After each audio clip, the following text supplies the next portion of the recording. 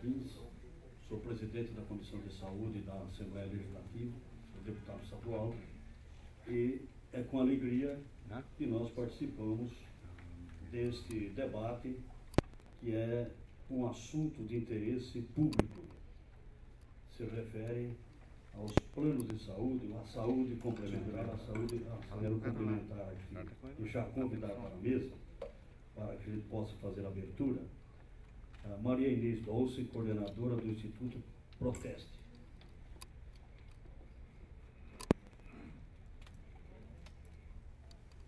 Regina Parisi, presidente do Instituto Ágora.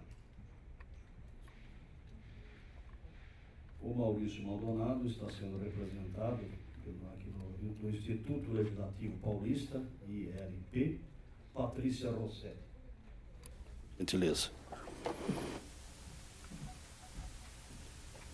Nós vamos fazer a abertura e, posteriormente, nós, até que chegue, né, os representantes, os debatedores do primeiro painel, e assim que chegarem, nós faremos a composição da mesa novamente. Nós sabemos que há uma necessidade da saúde complementar e a saúde suplementar para o atendimento da população no país. O SUS tem cumprido um papel extremamente importante, mas acaba sendo insuficiente e as pessoas têm o direito de procurar um atendimento complementar. Assim como a educação. Nós temos a educação pública e também a educação complementar. E esse debate, eu acho que é extremamente importante em função de uma quantidade grande de reclamações que tem havido. A imprensa tem noticiado de reclamações de acesso, de atendimento e de cobertura dos planos de saúde. Inclusive com a suspensão de novas contratações. Eu estava olhando 311 planos de saúde que tiveram a suspensão de vendas, de contratações de novos sócios. Então, é um momento bastante importante, porque a saúde pública, a saúde é um direito do cidadão, obrigação do Estado. O SUS, isso a Constituição de 88 proclama, né? Mas, como o SUS não consegue, apesar de ser o melhor instituto, talvez do mundo, tem a sua ência, um SUS como esse, talvez seja o único do mundo. Não sei se existe em outro país, até os Estados Unidos estão com problemas seríssimos de atendimento à saúde das pessoas de mais idade. O Barack Obama esteve procurando, pesquisando aqui o funcionamento do SUS, uma das maiores coberturas de vacinas, por exemplo, de imunização. Mas, enfim, nós estamos aqui para aproveitar o tempo. E eu queria passar aqui aos membros da mesa uma breve saudação da entidade que representa, para que a gente possa dar início ao painel. A Assembleia Legislativa se sente honrada, no cumprimento a todos pela presença, e vamos passar, então, uma breve saudação da Maria Inês Dolce, coordenadora do Instituto Proteste. Obrigada, deputado. Quero cumprimentá-lo e cumprimentar também os funcionários, a Associação dos Funcionários da Assembleia Legislativa do Estado de São Paulo, aqui presente, o senhor João de Oliveira Gomes, representando o doutor Dimas Ramalho, conselheiro do Tribunal de Contas do Estado, recém-impossado. Cumprimentar o Silvio Tavares, chefe de gabinete do deputado Milton Vieira, cumprimentar meus colegas de mesa, doutora Regina Parisi, presidente do Instituto Ágora, e a senhora Patrícia Rossetti, representando o presidente Maurílio Maldonado, do Instituto do Legislativo Paulista, o ILP. Esse seminário ele tem um grau de importância muito grande, porque hoje nós vamos poder promover aqui, debater sobre os casos, sobre, na verdade, o acesso, né, dos beneficiários da rede assistencial dos planos privados de saúde. Como o próprio deputado já citou, a Agência Nacional de Saúde vem fiscalizando o setor, suspendendo vendas de novos planos, sem que, no entanto, os consumidores que detêm os planos sejam prejudicados. Então, várias iniciativas estão sendo tomadas, mas esse seminário ele tem aí a necessidade de buscar e conhecer melhor e de identificar até as principais demandas e a origem das dificuldades que vêm sendo relatadas pelos consumidores do Brasil todo. E, na verdade, ele vai até possibilitar, ao final desse seminário, identificar os problemas e os encaminhamentos que serão feitos para as autoridades no sentido de contribuir para o aperfeiçoamento do mercado de planos de saúde privada. Então, nós queremos agradecer, em nome da Proteste, a presença de todos, e eu passo, então, devolvo a palavra para o deputado Marcos Martins. Também queremos passar a palavra para Regina Parisi, presidente do Instituto Ágora, por gentileza. Bom dia, deputado. Cumprimento o deputado e, através dele, todo o apoio que nós tivemos na casa para realizar esse seminário. Assim como a Marinês, do Proteste, que é uma companheira de anos, que a gente trabalha, inclusive, sobre esse tema, e o Instituto Legislativo Paulista também, nessa parceria, foi uma parceria muito boa, muito positiva, agradeço, peço para agradecer ao presidente também, Patrícia, e tenho certeza que poderemos faremos outros projetos em relação não só à saúde, mas à questão da qualidade de vida. Tema central do Instituto.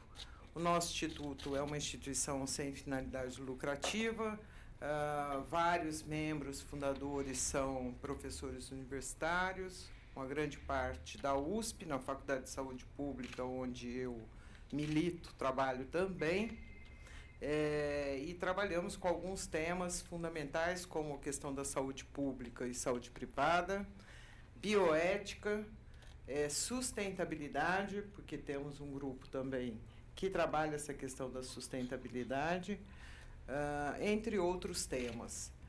E espero que esse primeiro evento que a gente fazendo aqui em parceria com a Assembleia e com a Proteste, dê frutos também para desenvolvermos outros temas, outras questões aí tão importantes para a sociedade. Particularmente a saúde, vocês sabem que ela é sempre o tema da vez, né? Neste momento, ela continua sendo e está colocada na pauta por várias questões. Essa suspensão da comercialização de planos.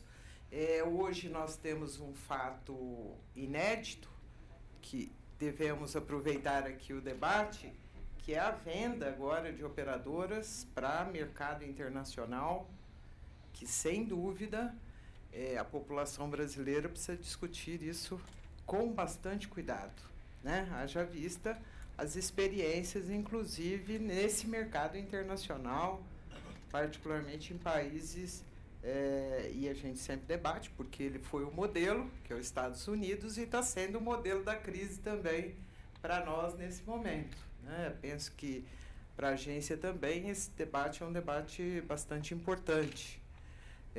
Sei que essa questão, ela não está colocada exatamente hoje na pauta, mas ela já é uma consequência aí dos andamentos das questões que ocorrem não só aqui no Brasil, nos Estados Unidos e também na Europa, a qual eu tenho estudado também, que é o objetivo da minha tese, que eu faço hoje com a Unesco sobre relação público-privada na saúde.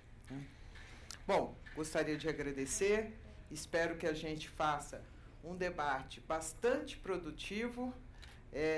E como sou mulher, eu vou pedir uma coisa um pouco orientativa, porque o plenário, esse plenário ele é bastante horizontalizado. Se as pessoas puderem ficar um pouco mais para o centro, seria interessante para a gente fazer o contato visual com vocês e também por conta depois da projeção.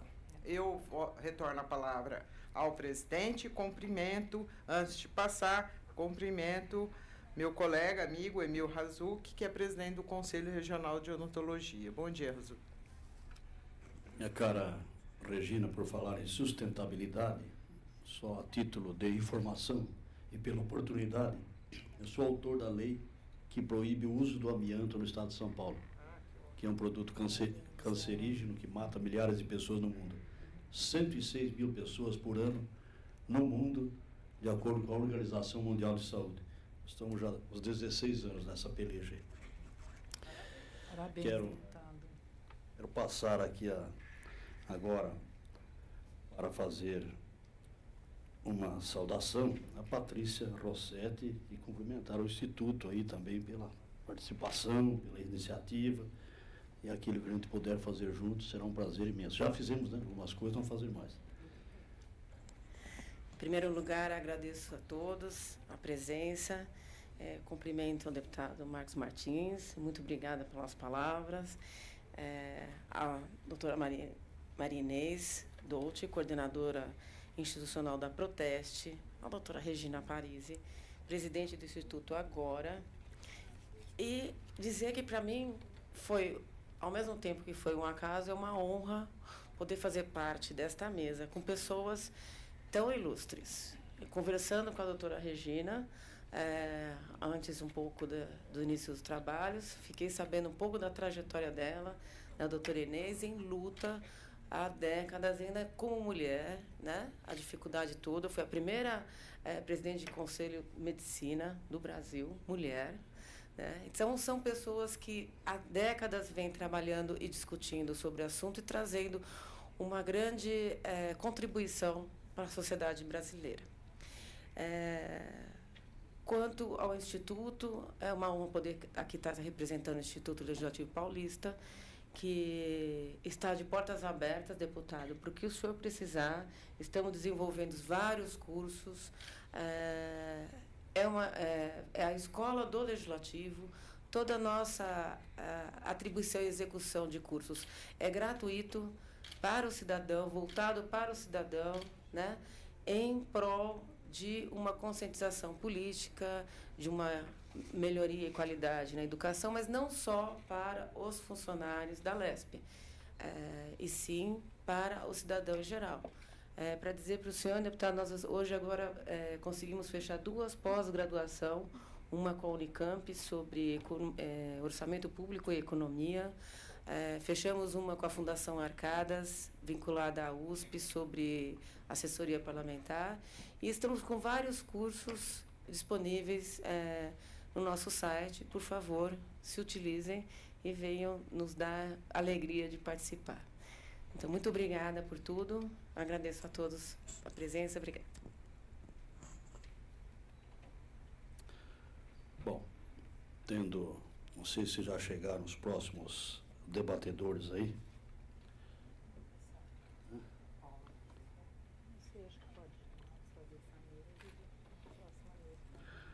Então vamos fazer isso, dar sequência, desfazendo a mesa.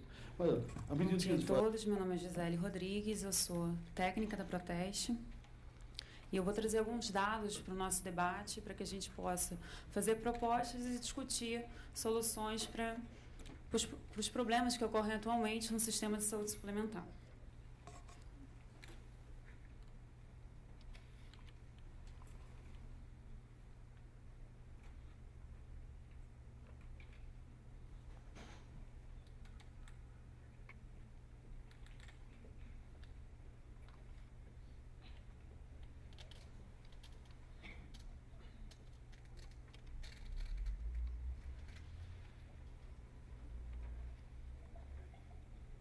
Oi, Poliana. O primeiro item que a gente vai analisar é o acesso à saúde suplementar. Atualmente, se analisarmos os últimos 12 anos, houve um aumento de 56% no número de beneficiários na saúde suplementar brasileira, considerando somente assistência médica e excluindo os planos odontológicos. Nós saímos de um patamar de 30,7 milhões em dezembro de 2000 e passamos hoje, a março de 2012, a quase 48 milhões de beneficiários. No mesmo período, se analisarmos um decréscimo de 41% no número de operadores médicos hospitalares, saindo de 2.003 operadoras em dezembro de 2000 e passando a 1.178 em março desse ano. Se analisarmos também o registro de novas operadoras e o cancelamento de operadoras no mercado de saúde suplementar, a gente nota que em ambos os casos houve uma redução de 94%. Em dezembro de 2000 haviam 151 planos cancelados e em dezembro de 2011, 9 cancelamentos. Já quanto ao registro de novos produtos, em dezembro de 2000, 235 novas operadoras sendo registradas e em dezembro de 2011, 13 novas operadoras. De 2007 até março desse ano, a gente teve uma redução de 30% no número de operadoras que concentram no mínimo a metade desse mercado. Em setembro de 2007, 46 operadoras concentravam 50,2% desse mercado. Hoje, em março, 32 operadoras concentram quase 51%.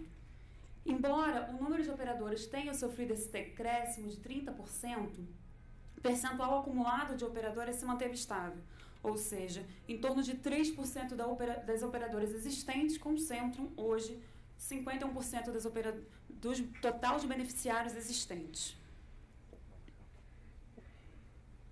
Se olharmos a evolução do número de estabelecimentos credenciados para internação, cadastrados para o atendimento de planos privados de assistência à saúde, a gente nota que houve um crescimento de 153%. Saímos de um patamar de 746 estabelecimentos credenciados em dezembro de 2006, passando a mais de 1.800 estabelecimentos em dezembro de 2010.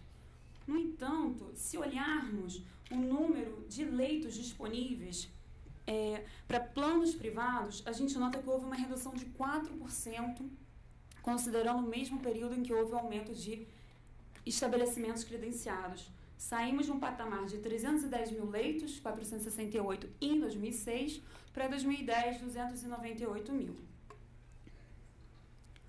Se olharmos a saúde financeira desse mercado, a gente percebe que em 4 anos, tanto a despesa quanto a receita, elas cresceram de uma forma similar.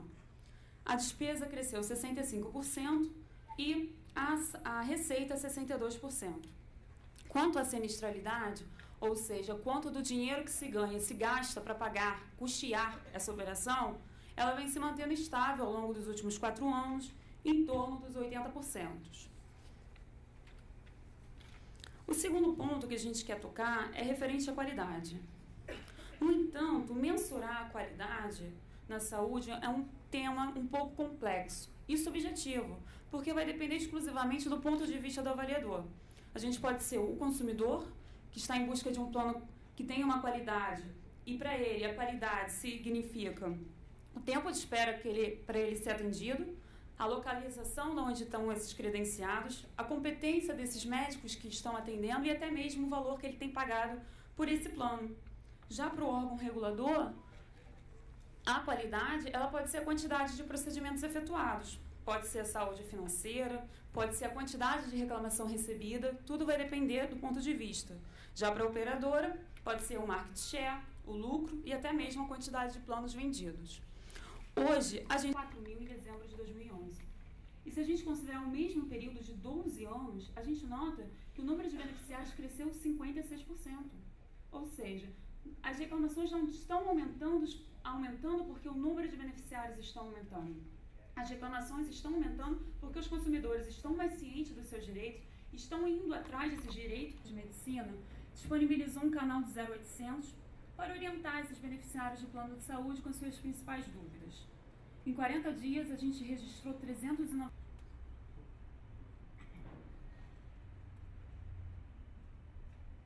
principais queixas, a gente pode notar que demora no atendimento, negativa de cobertura e autorização, elas abrangem quase 50% do total de reclamações recebidas pela Proteste e pela EPM nesse canal 0800, o que mostra uma certa coerência de instrumento que comunica previamente às operadoras as demandas recebidas pela ANS e antes que haja abertura de um procedimento administrativo, a ANIP tenta sanar esse problema. Ela abrange problemas da negativa de cobertura e descumprimento de prazo de agendamentos e consultas. 65% foram resolvidas, finalizadas por reparação voluntária eficaz, ou seja, a própria operadora, de forma eficaz, resolveu a negativa de cobertura para o beneficiário junto com a intervenção da ANS. Apenas 11% realmente eram não procedentes, ou seja, apenas 11% dos beneficiários não tinham realmente. A gente pode notar que existem procedimentos simples, como uma consulta médica, um hemograma completo e até uma consulta odontológica inicial. Diante disso, o que a gente pode concluir? Que o mercado de saúde é um mercado mais sólido, já que algumas operadoras tinham dificuldade para a constituição de garantias financeiras e outras apresentaram intervenções e falências. Mas há também um lado preocupante, já que mais da metade desses beneficiários estão concentrados em apenas 3% das operadoras existentes hoje. Houve a redução no registro de novas operadoras. Será que isso não afeta a concorrência desse mercado? Será que houve uma perda de poder de barganha desse consumidor? Não poderia ter sido resolvido antes de ser instaurado o processo? E aqueles beneficiários que não têm consciência da ANS e da ANIP? Faz o quê? Fica com a negativa? Atendimento desproporcional ao número de beneficiários e, com certeza, uma insatisfação desses clientes. Plano de saúde em pesquisa de satisfação. Documentos e aplicações de penalidades operadoras reincidentes na prática de negativa de cobertura indevida. Disponíveis, que tenham mais dados atualizados, para que a gente possa fazer estudos e comparações e propor um debate para a sociedade. Antes de chamar a próxima debatedora, gostaria de... Para participar deste evento. Esse tipo de iniciativa é muito importante para o aprimoramento do setor, não só da fiscalização e da regulação, mas também para a conscientização de toda a sociedade com relação aos direitos, aos deveres, às regras que são impostas.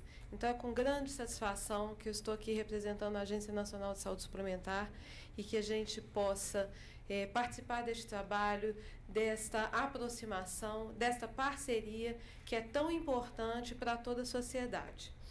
Este tema, como a Gisele já adiantou, além de ser muito importante para a sociedade, ele merece todo a nossa atenção, porque realmente trata de um bem importantíssimo, que é a vida humana, é a saúde, é a preservação da saúde.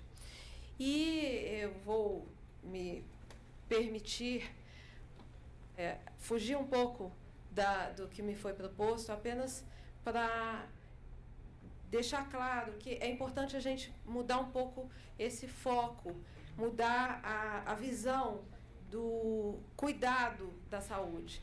A gente precisa, como a Gisele colocou aqui, os desafios e as preocupações, enquanto nós vivermos uma situação da cultura apenas da cura da doença, nós vamos caminhar por um caminho muito mais difícil. Então, é muito importante mudarmos a cultura e nos conscientizarmos que precisamos tratar da promoção da saúde e não da cura da doença. Este é o foco para que possamos caminhar e manter o mercado sustentável e manter o consumidor saudável. Ninguém quer ficar doente, ninguém quer precisar de procurar médico para curar doenças. Então, é importante que tenhamos esse foco para que o setor possa avançar. Esse é o foco da agência, é o foco da regulação assistencial, na promoção da saúde, na prevenção da doença. E eu vou me permitir passar rapidamente esses dados, porque estão disponíveis a todos, não vou me delongar. Apenas a título de curiosidade, como era antes da lei, depois da lei, que passamos a ter um mercado mais regrado, fiscalizado e regulado. A finalidade da agência, todos já sabem, também está no nosso portal, né, promover a defesa do interesse público, intermediar esses conflitos de interesses entre os diversos atores. Os números também a Gisele já apresentou em termos de crescimento de beneficiários no setor.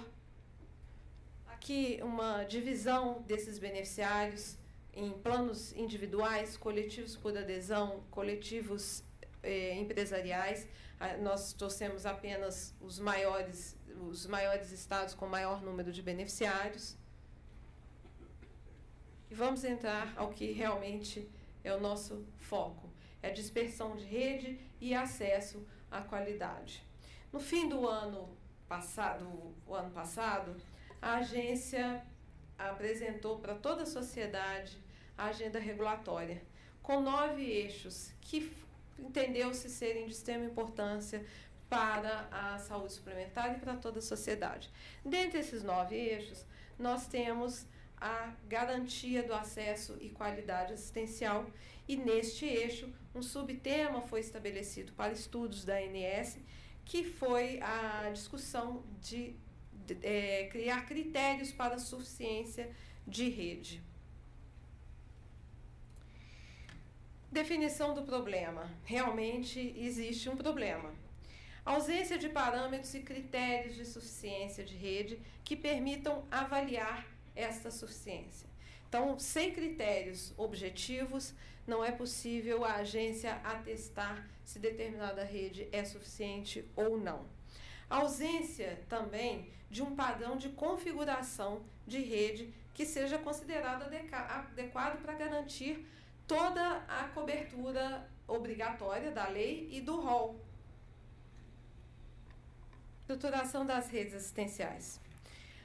Dentro do problema ainda, o que temos também que as operadoras vão pôr beneficiários com um perfil diferenciado de outras operadoras. Então, cabe a esta operadora identificar a melhor estrutura de rede para garantir o acesso ao serviço que ela disponibilizou no mercado. Ela se propôs a ofertar este serviço. Então, o negócio é dela, ela tem que realmente fazer essa estrutura. Cabe ao órgão regulador que nos permite tomar precauções e tomar medidas administrativas, como a recente citada também. Me adiantou bastante, já me ajudou bastante na minha palestra, falou sobre a notificação de investigação preliminar, a agência tomar essas medidas. Então, este monitoramento dos tempos de...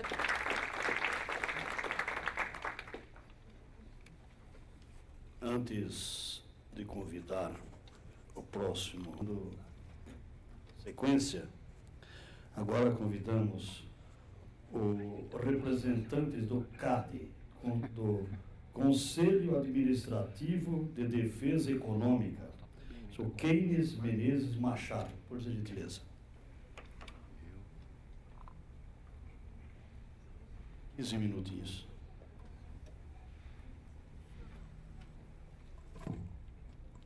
Alô, bom dia a todos. Primeiro eu gostaria de cumprimentar o deputado Marcos Martins e os demais membros da mesa. Gostaria de cumprimentar também o público presente e agradecer a Proteste pelo convite para tratar de um tema tão importante como o mercado de plano de saúde. Antes de tratar do tema plano de saúde de forma específica, eu gostaria de registrar que há 4 meses tivemos uma mudança na Lei de Defesa da Concorrência. A Lei 8.884 de 94 deixou de reger o órgão de defesa da concorrência e passamos para a Lei 12.529 de 2011. Essa lei entrou em vigor há cerca de 4 meses. Apesar das mudanças importantes que ocorreram com a mudança da lei, eu vou preferir não tratar elas de forma específica, devido ao curto tempo que nós temos aqui. O que importa é que, com a mudança da lei, o CAD continua a atuar em 2 frentes, de acordo com a própria Lei 12.526. Quais são as frentes? Atuação de forma preventiva, ou seja, fusões e aquisições, e atuação de forma repressiva, condutas anticompetitivas, seja unilateral ou seja coordenada. No caso da análise preventiva, fusões e aquisições, o CAD vai intervir toda vez que não for só possível, mas provável que uma fusão ou aquisição venha prejudicar a concorrência e o consumidor. No caso da análise preventiva, o CAD vai atuar quando tiver uma denúncia referente a alguma conduta feita por algum agente econômico, seja em qualquer mercado, incluindo o mercado de saúde. A gente fala análise repressiva porque primeiro tem que ter a denúncia, tem que se comprovar que aquela conduta ocorreu.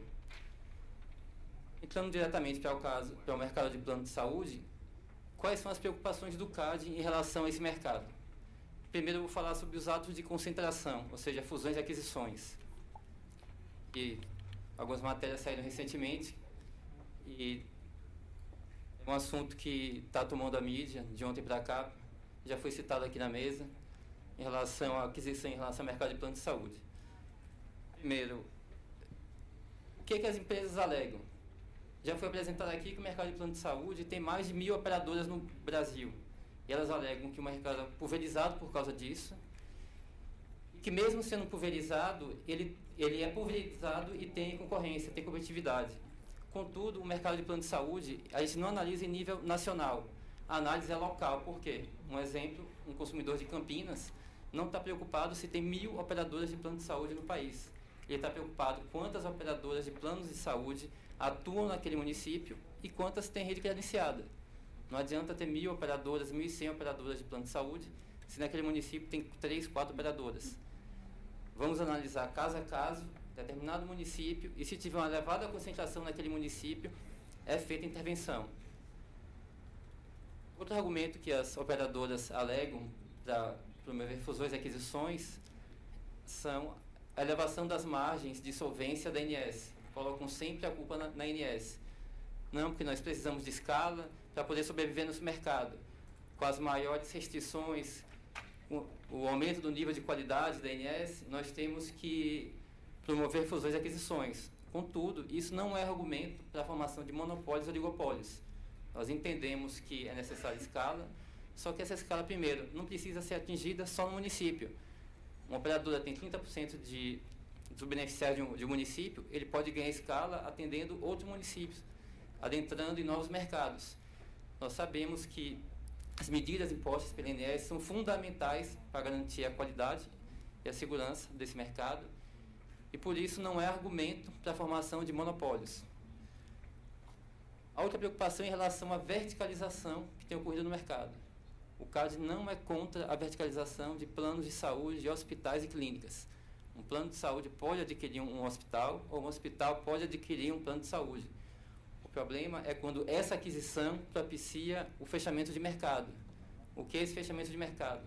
Um plano de saúde que tem poder de mercado, tem a concentração elevada em determinado município, ele já tem um hospital, por exemplo, e compra um único hospital concorrente.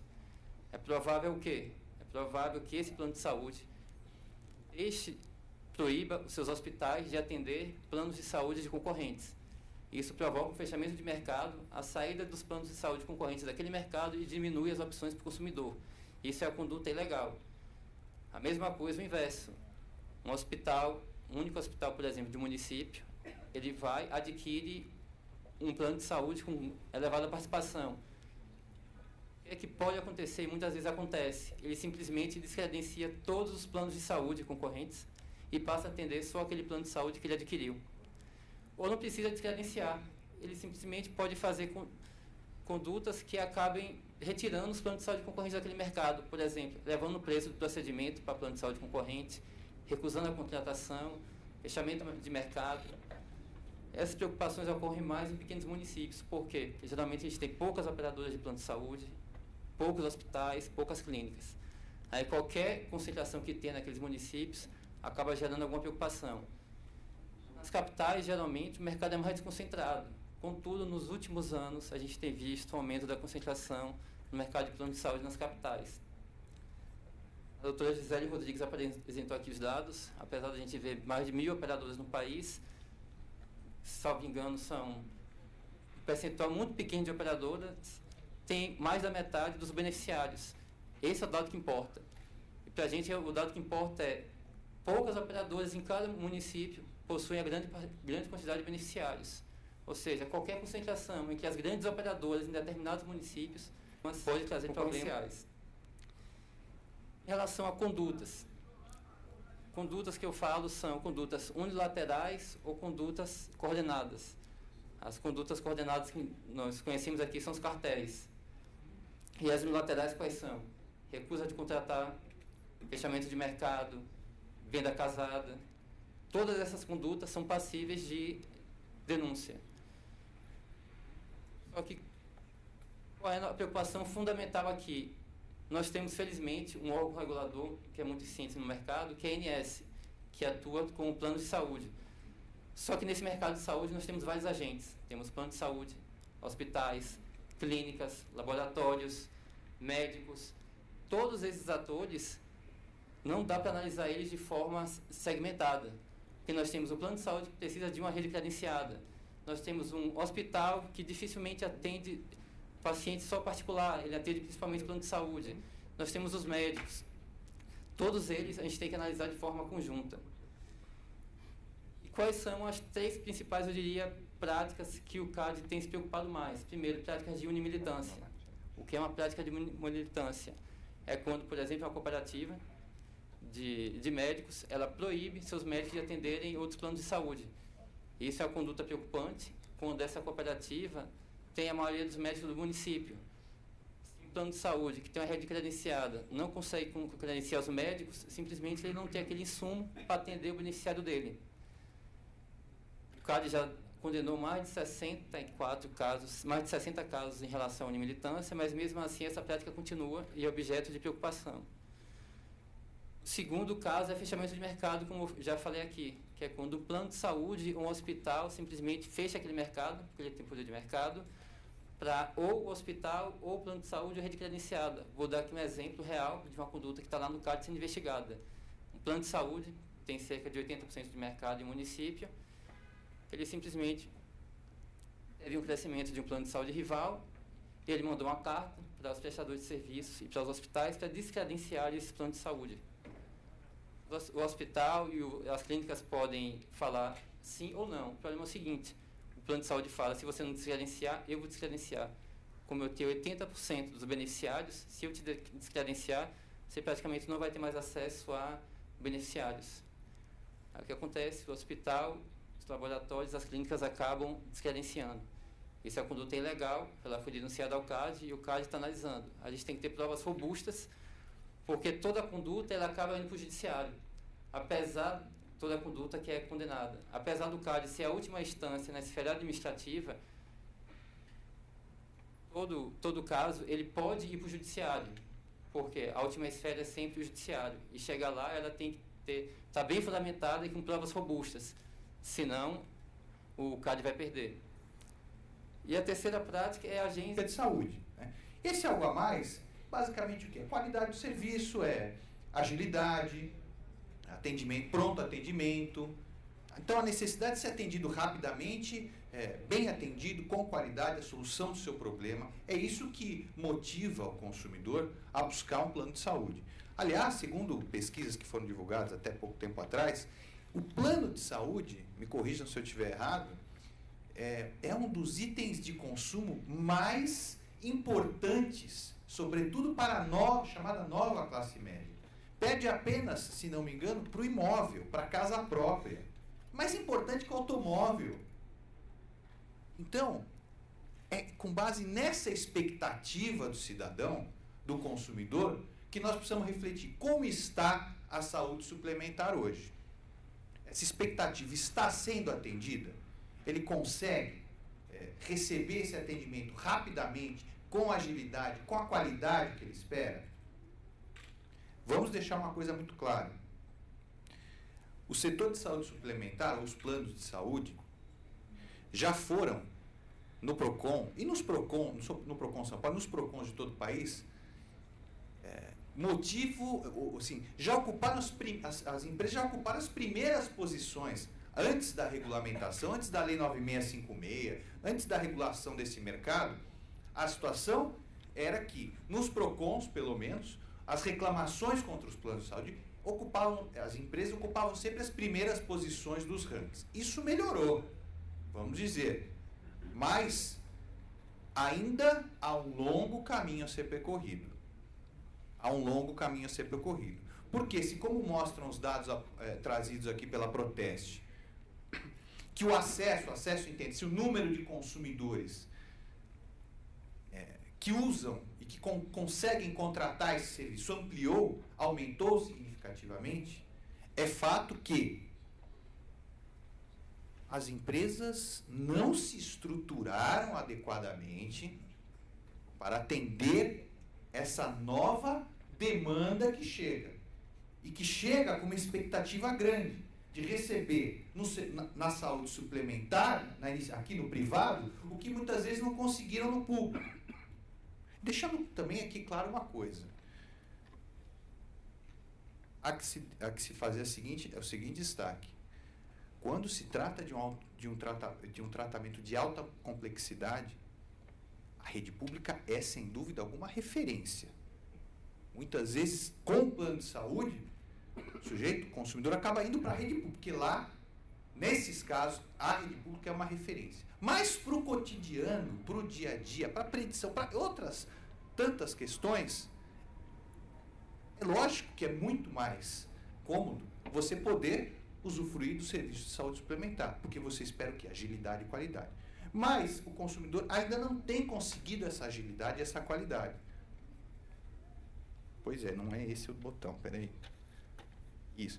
E esses dados, de janeiro a setembro, compilados pela Fundação Procon São Paulo, de janeiro a setembro, comparando janeiro a setembro de 2011 com janeiro a setembro de 2012, nós vamos perceber o seguinte: o número de queixas, de reclamações, de atendimentos, enfim, chamem como quiser, ele se manteve estável, não está somado aqui, mas é algo em torno de 6.000 a 6.500 demandas nesse período. Né? Não houve uma oscilação forte, ele se manteve estável. Só que quando nós falamos que a expectativa do consumidor é justamente a agilidade, a qualidade, nós percebemos o quê? Que a grande maioria dessas reclamações se concentra no quê? Não cobertura, não cumprimento da oferta, negativa de cobertura. Ou seja, a dificuldade que o cidadão, que o consumidor tem de, após ter contratado aquele plano de saúde, pago religiosamente ali a mensalidade todos os meses, mensalidade, óbvio, todos os meses, não conseguir, muitas vezes, usufruir do serviço na hora que ele precisa. Essa é a principal reclamação dos consumidores. Eu acho que as causas estão sendo colocadas aqui, a gente pode nos debates talvez aprofundar essa questão, mas essa é a demanda que está colocada hoje. Essa é a demanda. Há uma demanda crescente, há mais acesso, as pessoas têm tido uma melhor condição de renda, emprego, têm buscado. Por quê? Porque é de interesse do cidadão ter um plano de saúde, ele considera um item importante do consumo, mas na hora que ele precisa usar, ele muitas vezes não consegue. Aqui eu apresento, esse ranking aqui, é o ranking que nós temos de reclamações de consumidores, né, de demandas que chegam ao PROCON, nesse mesmo período, de 1º de janeiro deste ano a 30 de setembro. Então estão aqui as empresas mais demandadas, as 10 empresas mais demandadas. Tá? E aqui ao lado, vocês podem ver, o índice de solução dessas demandas. Percebam, é um índice alto. É algo em torno de 80%. 80% das demandas são resolvidas. Significa dizer o quê? Daquelas demandas que nós vimos lá atrás, ou seja, da necessidade de marcar um exame, uma consulta, realizar um procedimento, uma internação, que poderia ter sido resolvido no âmbito da relação cliente-empresa. Importante medida agora da ANS de criação das ouvidorias. Espera-se, com isso, que esses números aqui diminuam. Porque não é justo o consumidor ter que recorrer ao PROCON, ao Judiciário, ao Ministério Público, às entidades civis, para fazer jus a um direito que lhe é garantido. Ele tem esse direito, está lá no contrato que ele assinou com a operadora. Ora, não fosse assim, se ele não tivesse esse direito, esse índice aqui não seria tão elevado de solução. O consumidor precisa chegar ao PROCON, porque muitas vezes esse é um estratagema utilizado pelas empresas, de dificultar a liberação de exames, a liberação de consultas, de vencer o consumidor pelo cansaço. E é isso que tem que estar na agenda da... Quero agradecer muito a participação, mas elogiar a Marinês, a Regina, mas deixar claro que o que nós acabamos de escutar sempre traz uma indagação. Por que esses eventos não acontecem mais? O Legislativo está aberto para isso, é a casa do povo. O nosso sistema, a minha área constitucional, deputada, o nosso sistema de legislativo é comissional, então a Comissão de Saúde tem uma importância fundamental, tem várias maneiras do cidadão participar. Então, assim, gostaria de deixar que primeiro o legislativo, depois o judiciário, primeiro o legislativo, depois o executivo, porque aqui ainda é a casa do povo. E dentro disso, agradecer muito a participação e o que nós pudermos, Regina, o LP está de portas abertas para continuar o seu trabalho junto com a Anísio, para o que você precisar. Muito obrigada. Agora nós vamos